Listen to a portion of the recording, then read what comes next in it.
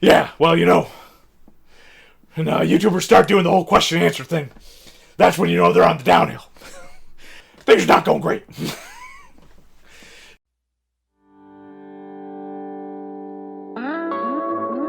Why, hello everybody, it's time for some questions and or answers. From Anthony, is there any miniature that you're proud of, but still haven't been able to use yet? Yeah, literally dozens. Like, there's a bunch of the chainmail miniatures, including this really cool, like, Minotaur guy. I was very proud of, like, those in my amateurish attempts to paint them up. Still just haven't had a chance to use them in a D&D game yet, because, of various circumstances, and certainly now it's much more difficult to do D&D games in person and use all my cool miniatures. So yeah, there's a whole bunch, just a whole bunch of stuff. Victor, favorite and least favorite class to play or DM for? I have fun no matter what I play. I haven't had a chance to play as much D&D 5e as I would like. I had a lot of fun playing the Rock Gnome Barbarian. That was a blast. I had a ton of fun playing a Kenku Rogue. I had a ton of fun playing the Forge Cleric, and I played a Durgar. So I had a lot of fun. So I don't think there's really a class that I've tried that I didn't like. I played a Bard with a Kobold, and that was a lot of fun too. So I don't really have a least favorite class to play as. There's a bunch of classes that I just haven't had a chance to actually play as, so I might not like some of those, but I haven't had a chance to play them. My time, sadly, has always been completely dominated by being a dungeon master rather than a player of D&D. As for least favorite class to DM for, nobody's really... There was one instance... It really isn't a specific class. It is when people go on the internet to find, like, broken stuff to do, and so they don't do creative stuff with their character. They just go online and find, like, the best stuff to do with it. I think there's a person who played a magic user who annoyed me, who summoned a very specific set of monsters, not for any in-game reason, but because clearly they looked it up on the internet and found out this was the best thing, the most... Yeah, so that always bugs me a little bit. And I think a lot of people that take the one Tempest Cleric, I never DM'd a Tempest Cleric person, but I was in a game where clearly they were taking advantage of homebrew rules. And they were doing some BS with that Tempest Cleric stuff. Like, play D&D because you're actually having fun in the game. Don't play D&D because you sat for hours on the computer coming up with some optimum build, and certainly don't spend hours looking for unofficial rules that will make your character, super cool. I know you like to be as cheap as possible. What's your overall investment into all your minis, crafts, paints, and other gaming toys? I have no idea. I've been doing this for a long time. This is years and years of collecting stuff. The vast majority of my stuff that I've bought, and including my paints, have been on deep clearance. And I mean, I certainly have bought most of my stuff at least 75% off MSRP. And so it's a very slow-paced thing. Sometimes there's a lot of stuff on sale. Sometimes you just gotta waste. I would say my crafting stuff is probably one of the things that snuck up on me. I was realizing I spent way too much money on. I did get some, you spend, $20 here and there at Michael's for molding stuff, and that's no good. So if you aren't planning on using crafting stuff that day, or you aren't raring at the bit to use crafting stuff, really budget yourself, because I have a box full of Michael's stuff that I got with coupon, but I don't have any specific plans for it, and I think that's the one thing. All the other stuff, I mean, the worst with the miniatures, if worse comes to worse, and I have to resell some of the miniatures, I can do that, and I have done that, and I will continue to do that as I clean up my collection. As you can see, I have a lot of stuff much better organized now. But, I mean, to give you an overall investment number, I mean, I don't... Yeah, I mean, when I was at the peak of buying stuff, maybe I was spending around, I want to say $50 a month. Let's see here. For the past 3 months, I did pretty much two things that I bought for RPGs. I bought, there was the local game store that I wanted to support, and they were having kind of a sale because they were obviously having issues with no one being allowed physically in their store, so they started up a web store. I did a $30 order, no, I think a $50 order from them, and then I spent $100 on clearance stuff. I have not been able to go to the thrift store at all, so yeah, I mean, if I was financially responsible, I would know that number, but I don't know the number, so. Oh, hey, we have a handwritten note here. It says, Kringle is the best. Please include Kringle in more videos. Kringle! Hey, people are saying that you're doing a great job. So keep up the good work. This one's from Ian. We all know the curse of collecting and painting miniatures. Buying and hoarding them way faster than you can ever realistically paint them. But where is the line? How many goblins does a collector actually need before they can stop? Please help me. I have so many goblins, and I'm already looking at more. I would say that if you have 20 goblins, then you have enough goblins to deal with any gameplay situation that you will ever encounter. How many goblins do I have? Probably hundreds. I know for a fact that I have at least 2 sculpts of the chainmail goblins that I have probably at least a dozen of those. Mantic goblins I probably have about a 20 pack of. The mantic goblins. The spider goblin things from Warhammer Fantasy. The weird spider goblins I have. I don't know, I think I want to say 10 of those maybe. 1 goblin from the board game there. I want to say Hero Quest. I'll insert that in later. I have 1 of those. I have a bunch of the Pathfinder goblins for Reaper Bones, so I probably have 10 of... well, no, I probably have an even dozen of those. Oh, unpainted D&D Hasbro. I have probably about 10 of those from the board games, because back in the day you could buy the unpainted goblins from the D&D board games for super cheap, so I have probably about 10 of those. I would say I only have like 5 of old school metal goblins from various manufacturers. Yeah, I've got too many goblins, clearly, but not as many as I thought. I actually have my handy dandy case here. As if you saw my previous video, I was organizing my cool stuff, and 1, 2, 3, 4, 5, 6, 7, 8, 9, 10, 11, 12, 13, 14, 15, 16, 17, 18, 19, 20, 21, 22, 23, 24, 25, 26, 27, 28, 29, 30, 31, 32, 33, 34, 35, 36, 37. So yeah. That's just pre-painted. So among pre-painted, I have 37 goblins. And then I have my 5 painted Reaper Bones goblins that are the Pathfinder goblins, which I enjoy very much. So I have too many goblins. There's no getting around it. I have far too many goblins. And I have, I believe, 2 of the Goblinars, which are the Warhammer Ogre Servant Goblin things. So I don't know if those count, but I just want to be upfront with my goblin stuff. Alright, so Jonathan, Georgie, and Chris all had kind of similar questions. I'm curious to know what got you first into fantasy RPGs. What was the spark that hit the imagination that made you think that, you know, I want to do more of this? Details about my first RP characters, was race stats, how did your first campaign go? So if you've watched my channel, I've actually done videos about this. The first time I had interactions with D&D was a very sad story, because I had found this really old, I think it might have been D&D.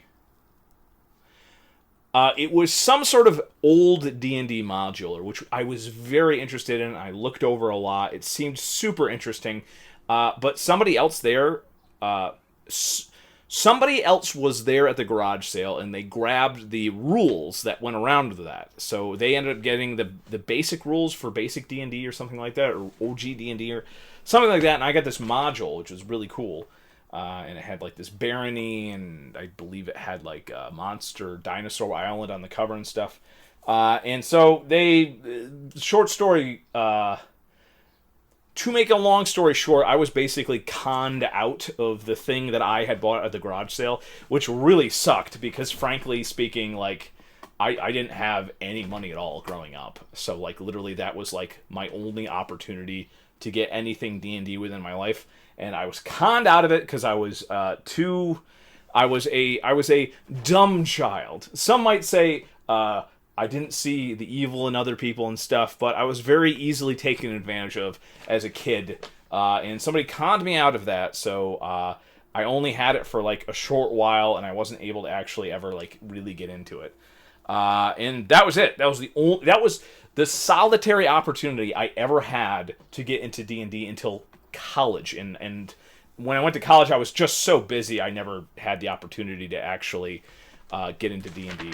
So yeah, that was my first D&D thing. Obviously, I read a bunch of, like, fantasy books from the library and stuff like that.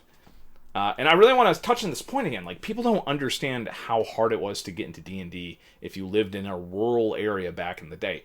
There was no game store. There was no bookstore that was had these things in them when at my age. I'm an ancient man in my 30s. Like, I come from the Jurassic period of D&D stuff. So yeah, it was a very sad story, and it wasn't till well after college that I actually got into D&D. When I got into my first D&D game, was 4th edition. But before that, my first experience with role-playing games was actually, like, the reason for my pure hatred of homebrew stuff in beginner games. I believe I ranted about my Warhammer Fantasy Roleplay 2nd edition experience before, but I was dealing with a custom half ogre setup, but the guy who was running the game did not balance it. So my character was awful. My character sucked at pretty much everything in the game. I went over, after I, like, bought the books and knew the rules, I went and I checked my character and stuff, and, like, if I had just rolled horribly on a normal character, like, that character would have been so much more useful and so much more fun to play than this homebrew monstrosity garbage. And the real horrible thing of it, too, is that there's actually rules out there, easily found by the original designers of the game, on how to implement ogres into a game. And they actually had, like, fair rules, which made it, like, you know, made using ogres as a player class, like, they just made using ogres as a player something that would have been fun. And my first game was not fun at all. But I was so, like, interested in it, it captured my attention so much that I stuck with it until, like, I realized, like, this was just horrible, and this person was just terrible at running this game. And I never got the opportunity to run a game of my own. Like, I could have easily done so, but I never got the opportunity to do that. So yeah, it was terrible. It was awful. You can view my older videos on the matter. But yeah, no, my first my first spark that hit the imagination was just horrible games and being conned out of, like, what little I had as, like, an incredibly poor child. That was my introduction into the hobby, and that's why I didn't get into the hobby until well after college. So yeah, race stats and stuff. I believe the character in the 4E game that I played, I made a tiefling hexblade, which was really a lot of fun. But again, the DM was terrible, and 4E is just an awful game. But yeah, then eventually I did get into 5E, which was a goddamn amazing experience compared to the horrificness that was 4E. I played a gnome, rock gnome barbarian, which was a very, very fun class to play. And just, you know, had to give up a lot of the stuff like the two-handed weapons and the ability to grapple properly. But the rock gnome with the barbarian made a very tough character who was very good at tanking and very good at, like, surviving bad stuff. So yeah, I had a lot of fun playing that. It was very good. Cataline asks, The two competitors for fair-priced miniatures are probably still WizKids and Reaper at the moment. Do you have a clear favorite? Or do you think one/both of these companies are doing something very wrong or very right? They're about even, frankly. I mean, obviously, Reaper has the advantage of being first into the PVC miniature market, and in terms of like doing their Kickstarter, so they have a lot of sculpts, WizKids has been doing a very good job of releasing a bunch of different D&D specific stuff, which is very good, along with their Pathfinder stuff. So they have quite a selection as well. It's tough. They both have their strengths and their weaknesses. I personally like the fact that the WizKid stuff is pre-primed. A lot of people actually re-prime those miniatures. I have never done that. I've always found the fact that they're pre-primed to be very convenient, and I've never bothered cleaning them or anything. I just paint them right out of the package, and it's always worked out pretty good. The Reaper Bones stuff, I mean, there's a lot of really cool stuff in there. And the price point, it used to be like the price point would definitely be in favor of one or the other, but it's still about equal. Because especially with the Reaper Bones Black, which I think is a far superior material when considering durability and stuff like that.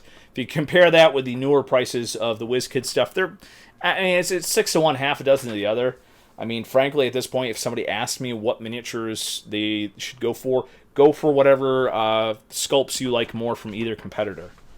I don't have a clear favorite. I have a lot of miniatures from both that I enjoy very much. So, for example, the Umber Hulk that I painted from the WizKids thing, and the various of course the Reaper Owlbear, both the Bones Black version and the originally Reaper Owlbear, both very fun miniatures to paint and stuff. Recorded Crane 17. Have you spent more money on miniatures than you spent on food? I am a hoarder when it comes to food, unfortunately. I'm a hoarder when it comes to miniatures.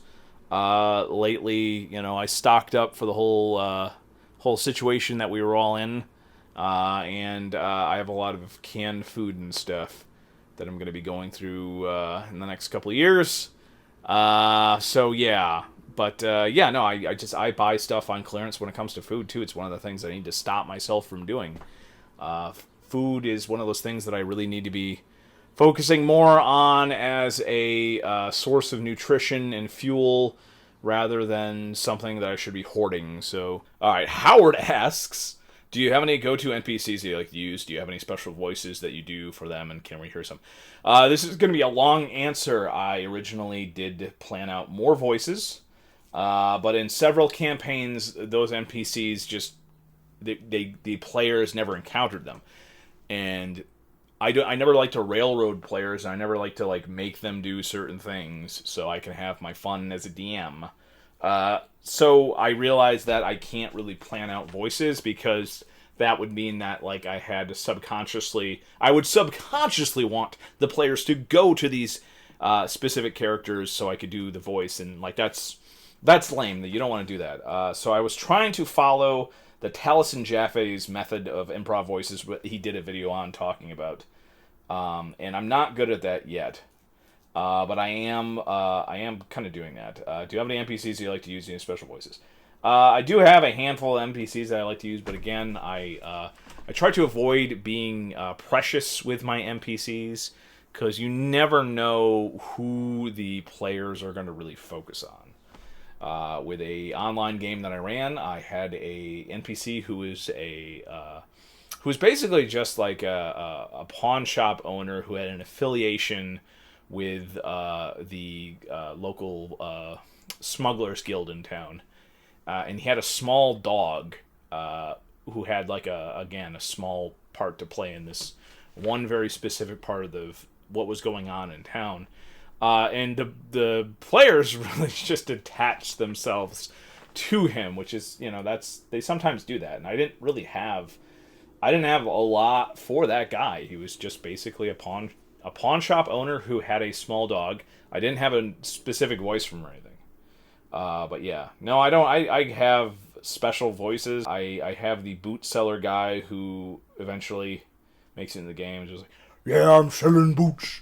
I'm the boot seller guy. Who is very close to my Jesse Ventura voice that I like to use for characters. You know, I'm just asking questions about what's going on in the city. I'm just, I'm just, that kind of voice there. I snark the voice, which is similar to my Kringle voice that I sometimes use. Yes, I have the old man voice. Likes to talk like this and do all those sorts of things, but he's clearly an evil type of person. Yes. Look up just like improv voice acting, and I just try to do basic stuff like that. And again, it's something I'm not particularly good at, but I am working on it. Circular Mirror. Circular Mirror asks, what is this? Is it for toy cars? Neat. No, I actually showed, I believe this is a Canadian library's book drop for their curbside contactless delivery system. So, there's different ways public libraries are handling book drops, and this library chose to have like a little slide thing. So they just drop the books on the top of the slide, they slide down at the bottom, and the customer can grab it. And they made it look like I believe it's a crocodile. They made it look like a crocodile. I don't know, because there's kids picking up books, I guess, and they wanted to make it fun still. So yeah, it's just a way for people to get their books while still maintaining social distance. And I just thought it was a weird thing to add as a picture for my post. So people just kind of were wondering about that. So sorry for any confusions. That's a librarian thing that has nothing to do with miniatures or toys. All right, it's almost off. Ah, there it goes. I can feel it leaving. Yeah. This one's on there pretty good. This is the stronger side of the mustache. All right, here's one that I did not understand the first time I read it. Cody asks, "What is your best failure in the hobby?" And by that, is there a mini that you tried to paint that didn't turn out well, or a bit of terrain that didn't work out the way you hoped, something that led you to better yourself or try something new? Sir, every single attempt to paint something, every single attempt to craft something, inevitably leads to something that I'm not satisfied with. And then I continue on to hope to better myself in the future. I think there's only a few examples of a handful of things that I've done over the years where I've been like, wow, that's actually really turned out great. I'm the type of person where I am not... I'm never satisfied. I always want to improve. A lot of the stuff that I do is specifically geared towards getting stuff done quickly and efficiently. And thus, of course, I'm not going to be 100% satisfied with it, because if I had more time investment in a paint job or a craft, of course it would turn out better. But the whole point for most of my projects is to turn out stuff cheaply and efficiently. So if you're asking something that made me want to better myself, every single thing that I've worked on in my life has made me want to better myself, especially in the D&D crafting hobby. Well, that's all that I have patience for right now, but if you have any more questions, please leave them below or in the community page when I am going to be doing my next frequently asked questions video, though hopefully I can work on actual content instead of this sort of video here. But if you have any suggestions or if you have any feedback, please leave it in the comments below. And you all have a very nice afternoon.